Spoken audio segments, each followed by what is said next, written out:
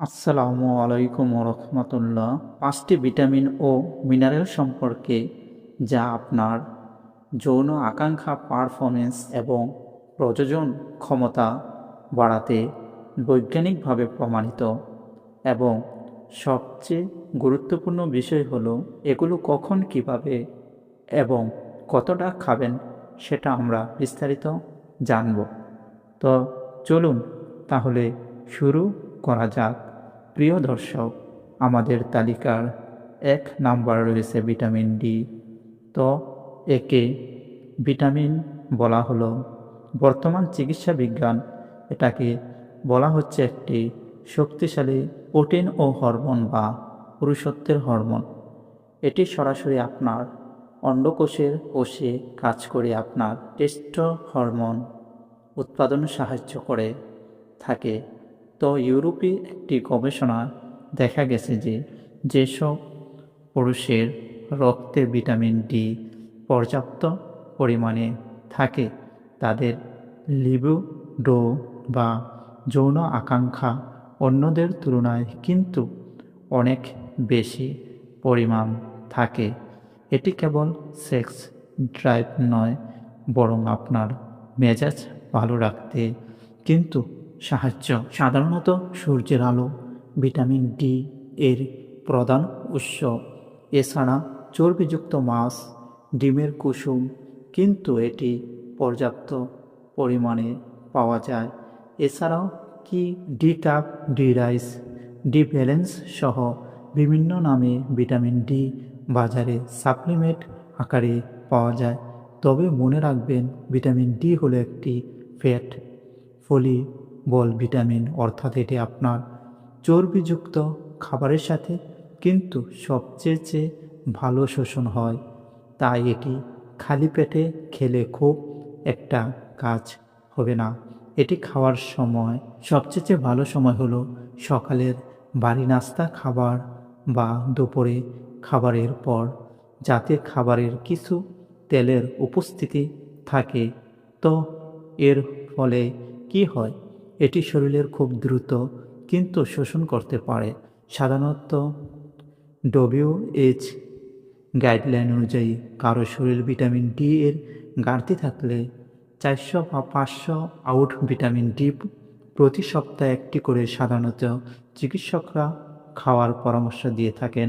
তবে বর্তমান অনেক চিকিৎসকরা যদি ঘাটতিটা খুব বেশি পরিমাণে পায়, সেক্ষেত্রে হাই ডোজে রেগুলার কিন্তু খাওয়ার পরামর্শ দিয়ে থাকেন সাময়িক সময়ের জন্য। অবশ্যই সেক্ষেত্রে এই হাই ডোজের ইফেক্ট কমানোর জন্য এবং এটার কার্যকারিতা আরও বাড়ানোর জন্য ভিটামিন ডি এর সাথে ভিটামিন কি2 এবং ম্যাগনেসিয়াম গ্লাইসিনেট কিন্তু খাওয়ার পরামর্শ দিয়ে থাকে। অবশ্যই পরবর্তীতে মেনটেন্যান্স ডোজে গিয়ে কিন্তু এই পাওয়ারটা বা ডোজের পরিমাণটা অনেক কমে যায়। তো আপনি চাইলে একজন চিকিৎসকের পরামর্শ অনুযায়ী আপনার জন্য প্রয়োজনীয় ডোজ কী হবে সেটা পরীক্ষা করে আপনি সিলেক্ট করতে নিতে পারেন। তারপর তালিকায় 2 নম্বরে রয়েছে জিঙ্ক। একে পুরুষত্বের খনিজ বা the master mineral for men বলা হয়। নর্মালি পুরুষদের ব্রিজে প্রচুর পরিমাণ কিন্তু জিঙ্ক থাকে। তো জিঙ্কের অভাবে শুক্রাণুর সংখ্যা কিন্তু কমে যেতে পারে এবং টেস্টি হরমোন লেভেল আপনার ধস নামতে পারে। আপনার শরীরে জিঙ্ক কম থাকলে যৌন ইচ্ছা বা লিবিডো কিন্তু একদমই কমে যাবে। এছাড়া এটি প্রোস্টেট গ্রন্থিকে সুস্থ রাখে। জিঙ্ক এটা প্রাকৃতিক উৎস হলো পামকিন সিডস বা কুমড়োর বীজ, গরুর মাংস, বাদাম এবং সামুদ্রিক মাছ। এছাড়া জিঙ্ক টয়েটি, জিঙ্ক আরও এবং জিঙ্ক ওটি সহ বাজারে বিভিন্ন নামে জিঙ্ক সাপ্লিমেন্ট কিন্তু পাওয়া যায়।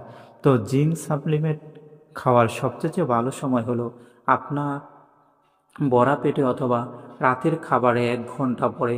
অনেকের খালি পেটে জিঙ্ক খেলে দেখা যায় বমি বমি ভাব বা পেট অস্বস্তি হতে পারে। তাই এটি ভরা পেটে খাওয়াটাই হচ্ছে সবচেয়ে নিরাপদ। একটি বিশেষ টিপস আপনাদের জন্য, সেটা হচ্ছে জিঙ্ক এবং ক্যালসিয়াম ট্যাবলেট আপনারা কখনোই একসাথে খাবেন না, কারণ এতে জিঙ্কের কার্যকারিতা কিন্তু কমে যেতে পারে। সাধারণত প্রাপ্তবয়স্কদের জন্য বেশিরভাগ চিকিৎসকরাই 20 mg জিঙ্ক সাপ্লিমেন্ট সকালে এবং রাতে একটি করে খাওয়ার পরামর্শ দিয়ে থাকেন। তবে আপনার ঘাটতি অনুযায়ী এই ডোজ কিন্তু আরও বাড়ানো প্রয়োজন হতে পারে। তারপর আমাদের 3 নম্বর পয়েন্ট রয়েছে ভিটামিন বিট এবং বি কমপ্লেক্স।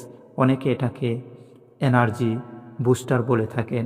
তো যৌন উত্তেজনার বিষয়টি আসলে কেবল হরমোনের উপরেই নির্ভর করে না, এটি আপনার মস্তিষ্কের সংকেতের উপর কিন্তু নির্ভর করে।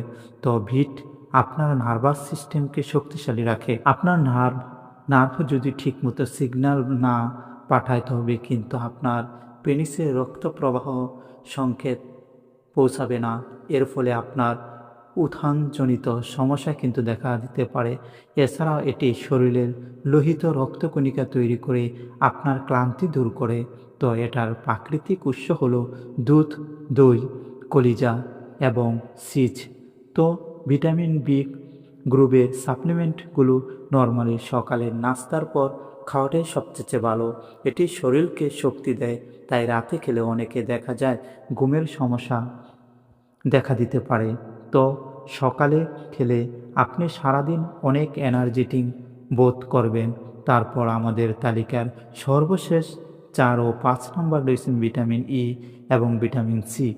এই দুটিকে একসাথে বলা হয় রক্ত সঞ্চালনের কারিগর। ইরেকশন বা লিঙ্গের উত্থান পুরোপুরি নির্ভর করে আমাদের পেনিসের রক্ত সঞ্চালনের উপর। তো ভিটামিন সি শরীরে নাইট্রিক অক্সাইড নামক একটি গ্যাসের মাত্রা ঠিক রাখে, যেটা রক্তনালীগুলোতে কিন্তু প্রসারিত করে রক্ত প্রবাহটাকে সহজ করে দেয়। অন্যদিকে ভিটামিন ই হলো একটি শক্তিশালী অ্যান্টিঅক্সিডেন্ট, যেটা আপনার যৌনাঙ্গের কোষগুলোকে ড্যামেজ হওয়া থেকে রক্ষা করে এবং আপনার যৌন ক্ষমতাকে দীর্ঘস্থায়ী করে। তো এটার প্রাকৃতিক উৎস হলো ভিটামিন সি। এর জন্য টক জাতীয় ফল যেমন লেবু, কমলা বা পেয়ারা। ভিটামিন ই এর জন্য বাদাম বা সূর্যমুখী বীজ। এছাড়া সাপ্লিমেন্টের মধ্যে গেলে আপনারা ইকে প্লাস ভিটামিন সি এবং ভিটামিন ই দুটোই কিন্তু একসাথে পেয়ে যাবেন।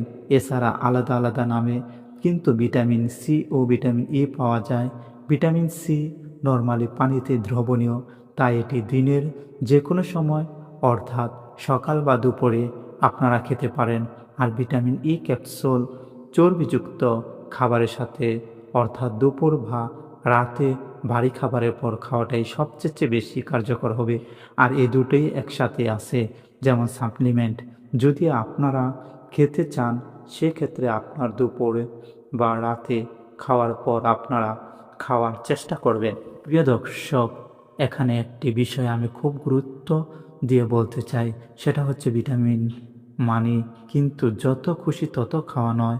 বিশেষ করে ভিটামিন ডি এবং ভিটামিন ই হলো ফ্যাট সলিবল, যেটা শরীরে জমা থাকে, তাই প্রয়োজনের তুলনায় অতিরিক্ত খেলে এটা আপনার দেখা যাচ্ছে বিষক্রিয়া দেখা দিতে পারে। তাই আমার পরামর্শ হলো কোনো সাপ্লিমেন্ট আপনি শুরু করার আগে আপনার রক্ত ই ভিটামিনগুলোর মাত্রা কেমন আছে বা ঘাটতি আছে কিনা, তাই একজন চিকিৎসকের পরামর্শ অনুযায়ী পরীক্ষা করে নেওয়া চেষ্টা করবেন। একটি ব্লাড টেস্টে আপনার সঠিক ডোজ নির্ধারণ কিন্তু সাহায্য করবে। তো পরিশেষে আমি বলতে চাই, শুধু এই ট্যাবলেট খেলে বা সাপ্লিমেন্ট খেলেই সে সমাধান হবে এ বিষয়টি কিন্তু তা নয়। সাথে প্রতিদিন অত্যন্ত 30 মিনিট ব্যায়াম করবেন, 7 থেকে 8 ঘন্টা নির্বিচ্ছিন্ন ঘুম নিশ্চিন্ত করবেন, মানসিক চাপ মুক্ত জীবনযাপন করবেন চেষ্টা করবেন। আসসালামু আলাইকুম।